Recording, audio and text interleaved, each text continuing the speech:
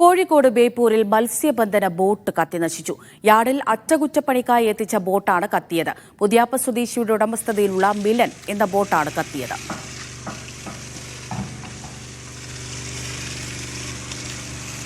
ഷിത ജഗത്ത് വിവരങ്ങൾ നൽകും. ഷിത, ഈ ബോട്ടിന് തീപിടിച്ചത് എങ്ങനെ എന്ന കാര്യത്തിൽ വ്യക്തത വന്നിട്ടുണ്ടോ?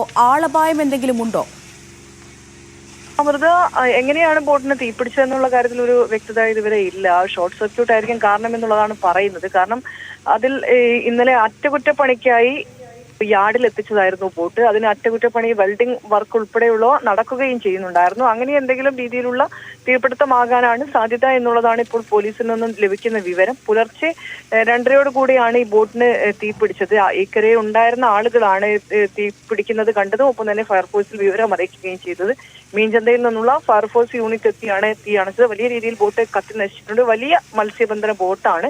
അറ്റകുറ്റപ്പണി നടത്തി അത് തിരികെ കടലിലേക്ക് ഇറങ്ങാൻ തന്നെയുള്ള ഒരു തീരുമാനത്തിലായിരുന്നു. അതിനിടയിലാണ് ഈ ബോട്ടിന് തീ പിടിക്കുകയും ചെയ്യുന്നത്. എന്തായാലും പോലീസ് അതുമായി ബന്ധപ്പെട്ടുള്ള ഒരു അന്വേഷണം കൂടെ, എങ്ങനെയാണ് തീപിടുത്തം ഉണ്ടായെന്ന ഉൾപ്പെടെയുള്ള അന്വേഷണം കൂടെ നടത്തും. പുതിയാപ്പ സ്വദേശിയുടെ ഉടമസ്ഥതയിലുള്ള മിലൻ എന്ന് പറഞ്ഞ ബോട്ടിനാണ് തീപിടിച്ചത്.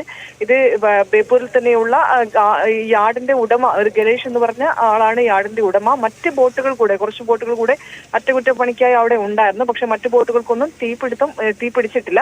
ഈ ബോട്ട് മാത്രമാണ് കത്തി നശിച്ചത്. അമൃത. ശരി.